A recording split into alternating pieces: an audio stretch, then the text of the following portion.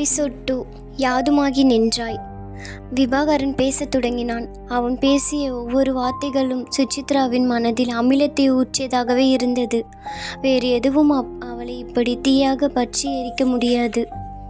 விபாகரனுக்கு இந்த ஊர் பயணத்தில் அவ்வளவாக விருப்பம் இருக்கவில்லை. வாய்விட்டு சொல்லாவிட்டாலும் சுசித்ரா இருக்கும் சென்னையை விட்டு விலகி வேறு எங்கவும் செல்ல அவனுக்கு பிடிக்கவில்லை. அதுவும் எப்போதும் ஒட்டி உறவாடி கொண்டிருந்த உறவினரா கிடையாதே. அவனுடைய தாயார் உயிரோடு இருக்கும்போது அவ்வப்போது வருத்தப்பட்டு சொன்னவைகள் எல்லாம் எண்ணி பார்க்கும்போது பெரியப்பா, சித்தப்பா, அத்தைமார்கள் என்று எல்லோருமே நெருங்கிய உறவே என்றாலும் அவர்கள் அனைவருமே வேண்டாதவர்கள் என்பதுதான் அவனது கருத்து. ஆனால் அக்கா சொல்வது போல அவர்களுடைய தந்தையின் ஊர் கோயில் அம்மாவுக்கு மிகவும் பிடித்தமானது. கோயில் தெய்வத்திடமோ பக்தியை மீறிய பைத்தியமே உண்டு. அங்கே போனால் கோயில் கிணற்றிலிருந்து நீர் சேந்தி கிடைத்த இடங்களை எல்லாம் கழுவி கோலம் போடுவாள். கோயிலின் சற்று மதிலை ஒட்டி அரளி, கொன்றை, ஜாதி, வாடாமல்லி என்று பூத்து குலுங்கும் செடிகளிலிருந்து பூக்களை பறித்து அங்கு இருக்கும் தெய்வ சிலைகளுக்கு ஏற்றவாறு மாலைகளை கட்டி கொடுப்பாள். பாதி நேரம் கோயிலிலேதான் வாசம் என்றும் சொல்லலாம். ஆனால் அப்பா இல்லாத நிலையில் உறவினரும் ஒதுக்கிவிட்ட போது அனாதை போல தனியாக சென்று வழிபட மனம் இல்லாதால் தான் அங்கே போகாமல் இருந்ததே. ஆசைப்பட்ட அம்மாவே சென்றதில்லை. அவர்கள் இல்லாமல் இப்போது நாம் மட்டும் எதற்காக போவது என்பது அவனது வாதம். அக்கா கணவர் தேசிகன் இந்த வாக்குவாதத்தில் கலந்து கொள்வதே இல்லை. அவரை பொறுத்தவரை மனைவி சொன்னால் அது சரியாகத்தான் இருக்கும், அவ்வளவுதான். காரண காரியங்களில் அவர் மனதை உழப்பிக்கொள்வதே கிடையாது. மறுத்து பேசவும் மாட்டார். இதற்கிடையே தேசிகனுக்கு தொழில் முறையில் மிகவும் வேண்டப்பட்ட நண்பர் ஒருவர், பங்குதாரரும் கூட. அந்த நண்பரது வீட்டு திருமணத்துக்காக ஊர்புறம் செல்ல வேண்டிய கட்டாயம் அவருக்கு வந்தது. கல்யாண வீட்டார் குடும்பத்தோடு வந்து அழைத்ததில் இவர்களும் குடும்பத்தோடு செல்லும் கட்டாயம் ஏற்பட்டது. திருமணம் விபாகரனின் சொந்த ஊர் பக்கம்தான். ஒரு கல்லில் இரு மாங்காயாக திருமணத்துக்கு போய்விட்டு விபாகரன் சுசித்ராவின் திருமண பத்திரிகையை ஊர் கோயிலில் வைத்துவிட்டு கும்பிட்டுவிட்டு வரலாம் என்று அவனுடைய அக்கா சாருமதி திட்டமிட்ட போது யாராலும் ஒரேடியாக மறுத்து பேச முடியாமல் போயிற்று. அச்சடித்து வந்துவிட்ட திருமண பத்திரிகையை ஊரில் குலதெய்வம் கோயிலில் வைத்துவிட்டு கும்பிட்டு எடுத்து வந்த பிறகுதான் ஊருக்கெல்லாம் பத்திரிகை வைக்க வேண்டும். அப்படி அழைப்பதுதான் அந்த பக்கத்து முறைமை என்பதும் இப்போது அழைக்க வந்தவர்கள் மூலமாகவும் பேச்சுடனே தெரிய வந்தது. அதனால்தான் அவர்கள் அவ்வளவு தாமதமாக வந்து அழைக்க நேர்ந்ததாம். முதலில் பத்திரிகையை தப்பாக அடித்து விட்டார்கள்.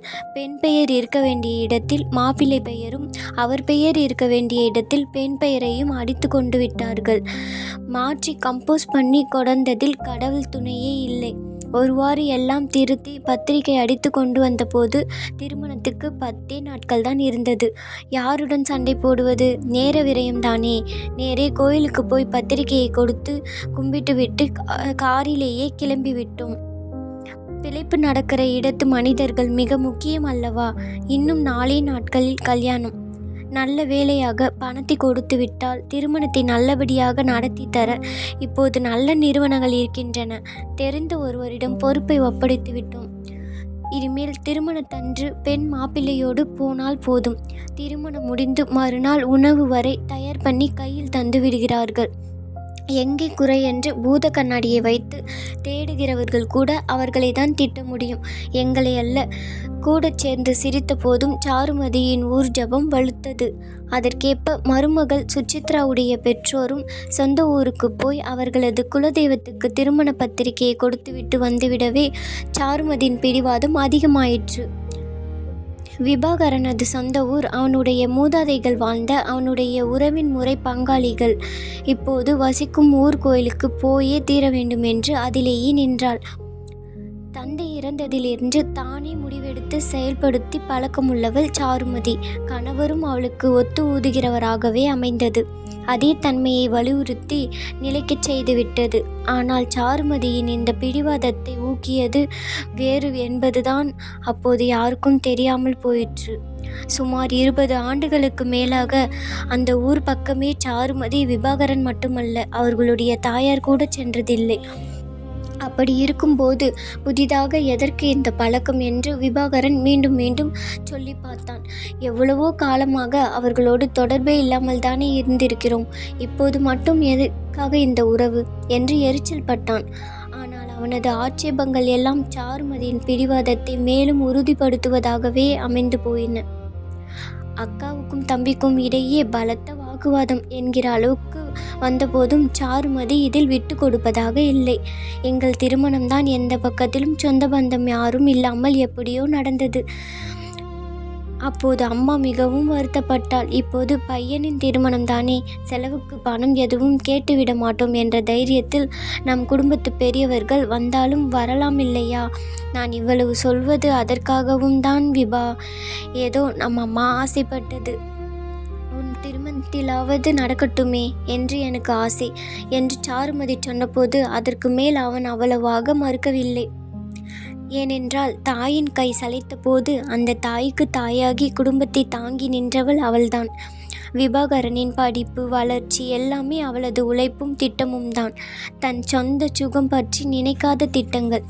எனவே அவள் தனக்கும் ஆசை என்று சொன்ன பிறகு அதை மறுப்பதற்கு அவளுடைய தம்பிக்கு மனம் வரவில்லை.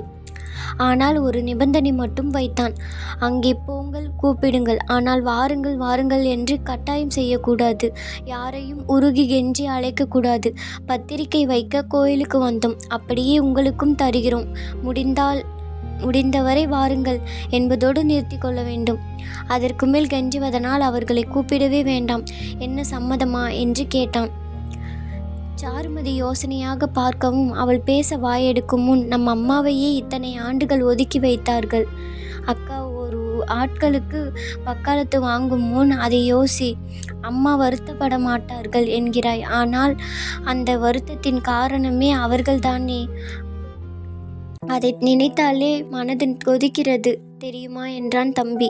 குற்றம் பார்க்கின் சுற்றமில்லை என்றால் சாருமதி சுருக்கமாக.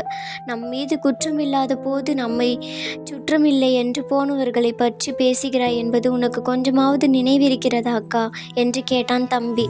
நீண்ட ஒரு பெருமூச்சல். அதை ஒப்பினால் தமக்கை. நீ சொல்வது சரிதான் தம்பி, ஆனால் அம்மாவின் ஆசைக்காக தான் பார்க்க வேண்டியிருக்கிறது. நீ கூறியது போல ஒப்புக்காக கூப்பிட்டு விட்டு வந்துவிடலாம்.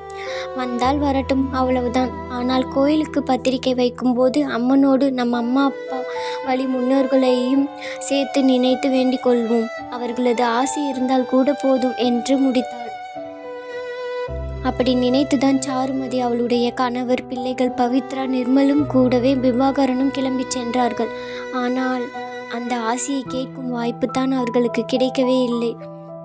தேசிகனுடைய நண்பர் சந்தானம் வீட்டு திருமணத்துக்கு போய் நல்லபடியாக விருந்து உண்டது வரை எல்லாம் அவர்கள் திட்டப்படியே நடந்தது.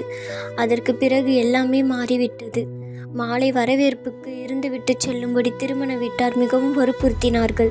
இந்த தொழில் தொடர்பு உள்ள பலரும் மாலையில் வருவதாக சொல்லியிருக்கிறார்களாம். வரவேற்பு கூட்டம் குறைந்ததும் அது பற்றி ஒரு மினி மீட்டிங் போட்டுவிடலாம் என்றார் நண்பர். காலையில் பூஜை பற்றி யோசித்த போது இரவு எந்நேரமானாலும் அனுப்பிவிடுவதாக நண்பர் உறுதியளித்தார். பிள்ளைகளை பெற்றவர்கள் சற்று யோசித்தார்கள். இருப்பதையெல்லாம் போட்டு தொடங்கியிருக்கும் தொழிலின் வளர்ச்சி ரொம்ப முக்கியம். சக்தி இல்லாத சிவமாக செயல்பட தேசிகனால் முடியாது. மேலும் தொழிலின் கணக்கு வழக்குகளை கையாள்வது சாருமதிதான். எனவே அவளும் இங்கே இருந்தாக வேண்டிய நிலை. அதே சமயம் பிள்ளைகளை தூக்கம் கெட வைத்து இரவு நேரத்தில் அழைப்பதும் தேசிகன் சாருமதி இருவருக்கும் பிடிக்கவில்லை.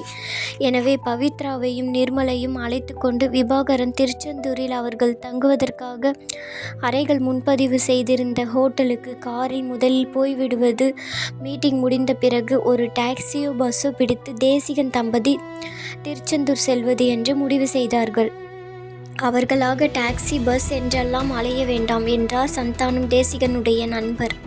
திருமணத்திற்காக ஏற்பாடு செய்த கார்கள் 4-5 இருப்பதால் அவைகளில் ஒன்றில் தானே அவர்களை அனுப்பி வைப்பதாக வாக்களித்தார். அதன்படி விபாகரன் பிள்ளைகளை கூட்டிக் கொண்டு திருச்செந்தூருக்கு சென்றான். ஹோட்டல் 2 அறைகளில் செக்கிங் செய்துவிட்டு கொஞ்ச நேரம் மூவருமாக ஒரே அறையில் உட்கார்ந்து டிவி பார்த்தார்கள். இந்த டிவியை தான் சென்னையிலும் பார்க்கலாமே என்று தோன்றவும் அறைகளை பூட்டிக் கொண்டு கிளம்பினார்கள். ஹோட்டல் வரவேற்பறையில் விசாரித்து நல்ல ஹோட்டல் என்று அவர்கள் சொன்ன இடத்தில் காஃபி டிஃபனை முடித்துக்கொண்டு கடற்கரைக்கு சென்றார்கள். கொஞ்ச நேரம் அலையில் கால் நனைத்து நின்றார்கள். அடுத்து மணலில் சற்று நேரம் காலார நடந்தார்கள். மணல் கரையை விட்டு மேலே ஏறி கோயிலை ஒட்டி கடலை பார்த்தவாறு அமைக்கப்பட்டிருந்த பெஞ்சுகளில் சற்று நேரம் உட்கார்ந்து பொழுதுபோக்கினார்கள். கடலை மேவி வந்த தென்றலும் ஓயாது மோதும் அலைகளின் ஒளியும் விபாகரனை மயக்கி சுசித்ராவை நினைக்க வைத்தன. பிள்ளைகளை அதற்குள்ளே சற்று நேரம் ஓடி பிடித்து விளையாடினார்கள். அது அழுத்ததும் மறுபடியும் அறைக்கு திரும்பினார்கள். வரும்போதே உணவை முடித்து கொள்ள அன்றைய அலைச்சலில் பிள்ளைகளுக்கு கண் சொக்கியது. பழகிவிட்ட வழக்கமான உடம்பு கழுவிவிட்டு படுத்த சிறுவர்கள் உடனே அயர்ந்து தூங்கிவிட்டார்கள். கடற்கரையில் கற்பனை செய்ததை எல்லாம் சுசித்ராவிடம் பகிர்ந்து கேலியும் கிண்டலுமாக கொஞ்சி குழாவி விட்டு விபாகரன் பேச்சை முடித்தபோது மணி 11. அவனுக்குமே கண் சொக்கத்தான் செய்தது. அக்கா அத்தான் வரும் வரை விழித்திருக்க எண்ணியவன் 4வது கொட்டாவிக்கு பின் படுத்து விட்டான். வந்ததும் செல்லில் கூப்பிடுவார்களே, அதுவும் வீட்டுக்கு வரும்போது கூட தெருமுனைக்கு நுழையும் போதே செல்லில் கூப்பிட்டு வருகையை அறிவிப்பதுதான் அத்தானின் பழக்கம். பெரிய மகாராஜா, அங்கே வருமுன் இங்கே பராக் அறிவிக்கிறார் என்று கிண்டல் செய்த போதும் தேசிகன் வரும்போது வாசலில் நின்று புன்னகையோடு வரவேற்பது சாருமதியின் வழக்கம். அவளே போன்ற ஒத்த மனைவியாக அவனுக்கு சுசித்ரா கிடைத்திருக்கிறாளே. கண்மூடி கற்பனையில் கண்டவளை கனவிலும் காணத் தொடங்கினான் விபாகரன். எவ்வளவு நேரம் தூங்கினானோ, விடாமல் மணியடித்த சத்தம் விபாகரனை எழுப்பியது. அக்கா அத்தான் வர வெகுநேரம் ஆகிவிட்டது போல என்று எண்ணியவாறே எழுந்து செல்லை நிறுத்த முயன்றால் அழைத்தது செல்லல்ல. குழப்பத்துடன் பார்த்தால் அறையில் இருந்த டெலிஃபோன் கருவிதான் மணியடித்து கொண்டிருந்தது. ஏன் அவனது செல்லுக்கு தொடர்பு கொள்ள வேண்டியது தானே என்று எண்ணியவாறே எழுந்தவனுக்கு வயிற்றுள் சிலீரென்றது. இந்த நேரத்தில் வேறு யார் எதற்காக அவனை கூப்பிடுகிறார்கள்? விழுந்தடித்து கொண்டு ஓடிப்போய் ரிசீவரை எடுத்து பேசினான். ஹோட்டல் வரவேற்பில் இருந்து கூப்பிட்டார்கள். உங்களை பார்க்க போலீஸ் அதிகாரி வந்திருக்கிறார். கொஞ்சம் கீழே வரவேற்பிற்கு வந்து அவரோடு பேசுகிறீர்களா?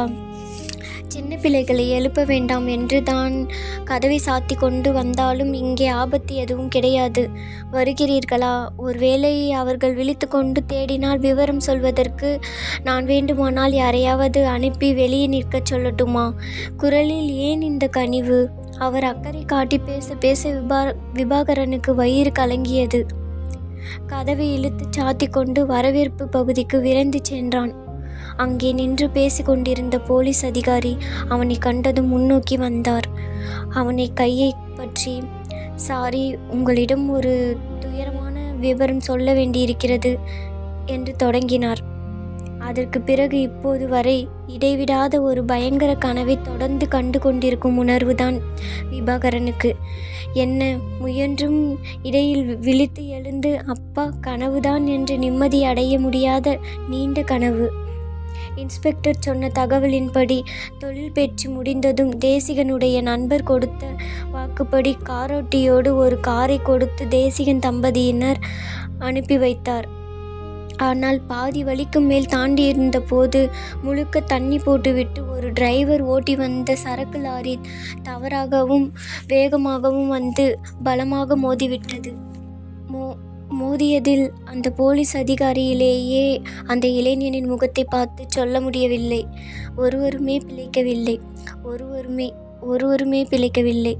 டேய், சீக்கிரம் தூங்க விட்டு விடாதேடா, அப்புறம் நடு இரவில் எழுந்து உட்கார்ந்து கொண்டு எங்களை எழுப்பி கார்ட்ஸ் விளையாடுவோமா என்று கேட்குங்கள் என்று சொல்லி அனுப்பிய அக்கா. ஐயோ அக்கா, சும்மா அவர்களை போக விடுமா? பிறந்ததிலிருந்து அதுகளை பார்த்து கொள்கிறவனுக்கு இது தெரியாதா? உன் பிள்ளைகளை உன்னை விட விபாகர் சிறப்பாக பார்த்து கொள்வான் என்ற அத்தான் எப்படி இல்லாமல் போனார்கள்? அடையாளம் காட்ட அவனைத்தான் அழைத்து போனார்கள். என்ன கோரம்! இந்த காட்சி எப்போதேனும் மறக்குமா? அந்த கொடிய காட்சியை பார்ப்பதற்கு சிறுவர்களை யாருமே அனுமதிக்கவில்லை. ஆனால் விவரம் தெரிந்ததும் அச்சமும் தவிப்புமாக அவன் கையை பற்றி கொண்டு அவன் முகம் பார்த்து நின்ற பிள்ளைகளை பார்த்து அவன் மனம் விண்டது. உன்னை விட விபாகர் சிறப்பாக பார்த்து கொள்வான். எப்படி அத்தான்? அவர்கள் போட்ட திட்டங்கள் எல்லாம் பார்த்து சிரித்து கொண்டிருந்த விதிதான் இவரை இப்படி சொல்ல வைத்ததா? நண்பர் சந்தானம் குடும்பத்தோடு ஓடோடி வந்து இயன்ற உதவிகளை செய்தார். ஆனால் எந்த உதவியும் இல்லாமல் போனவர்களை கொண்டு வந்து சேர்த்துவிட முடியாதில்லையா? 2 நாட்கள் அங்கேயே இருந்து சட்டபூர்வமாகவும் சாஸ்திரப்படியும் செய்ய வேண்டிய அனைத்தையும் விபாகரன் செய்து முடித்தான். மாமா மாமா என்று ஒட்டிக்கொண்டு கிடந்த சிறுவர்களை வைத்து கொண்டு முன்பின் அறியாத இடத்தில் அவனால் தான் என்ன செய்திருக்க முடியுமோ? ஆனால் வீட்டில் நடந்த திருமணத்தை ஒட்டிய பல்வேறு மகிழ்ச்சிகரமான நிகழ்ச்சிகள் அனைத்தையும் ஒதுக்கி வைத்துவிட்டு தன்னால் ஆன அத்தனை உதவிகளையும் செய்து தேசிகனுக்கு தான் எப்பேற்பட்ட நண்பர் என்று சந்தானம் அவனுக்கு புரிய வைத்தார். அது மட்டும் இல்லை, பெரும்பாலும் கடன் வசதி பெற்று தொடக்க நிலையில் இருக்கும் தொழில்தான் என்றாலும் அதில் தேசிகன் பங்குக்கு எவ்வளவு தேரும் என்று மற்ற பங்குதாரர்களிடம் பேசி பணமாக திரட்டி தருவதாக முயற்சிப்பதாகவும் வாக்களித்தார். கடைசியாக இன்னமும் ஒன்று செய்தார். இப்போதைய மனநிலையில் நீங்கள் காரை ஓட்டிச் செல்வது கூடாது தம்பி. வேறு ஒரு ஆள் ஓட்டி உட்காருவதும் மனதுக்கு கஷ்டமாக இருக்கும். நீங்கள் மூவரும் ரயிலில் போங்கள், நான் டிக்கெட் எடுத்து தருகிறேன். காருக்கு டிரைவர் போட்டு சென்னைக்கு அனுப்பி வைக்கிறேன். உங்கள் வீட்டுக்கே காரை கொண்டு தருவான். அந்த வகையில் விபாகரனுக்கு ஒரு பெரும் பாரம் இறங்கிய உணர்வு தான். அவனது மனம் உணர்ந்து செய்திருக்கும் ஏற்பாட்டுக்கும் மற்றவைகளுக்கும் நன்றி தெரிவித்துவிட்டு ரயிலில் சென்னைக்கு கிளம்பினான்.